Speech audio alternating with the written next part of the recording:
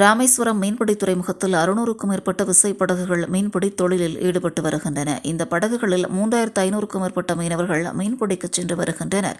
மீன்பிடி தடைக்காலம் நிறைவடைந்து மீன்பிடிக்க சென்ற 15 மீனவர்களை கைது செய்து 2 விசைப்படகுகளையும் இலங்கை கடற்படையினர் பறிமுதல் செய்தனர். தொடர்ந்து மீனவர்கள் மீது தாக்குதல் நடத்திய மீன்பிடிக்க விடாமல் இலங்கை கடற்படையினர் விரட்டுவதால் மீனவர்களின் வாழ்வாதாரம் கடுமையாக பாதிக்கப்பட்டுள்ளது. மீன்பிடிக்க சென்றால் இலங்கை கடற்படையினர் கைது செய்து விடுவார்களோ என்ற அச்சம் மீனவர்களிடையே இருந்து வருகிறது.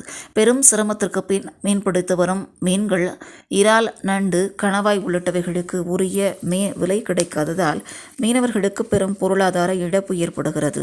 இதன் காரணமாக வழக்கம் போல மீன்பிடிக்க செல்லும் மீனவர்களை காட்டிலும் குறைந்த அளவே மீன்பிடிக்க சென்றனர்.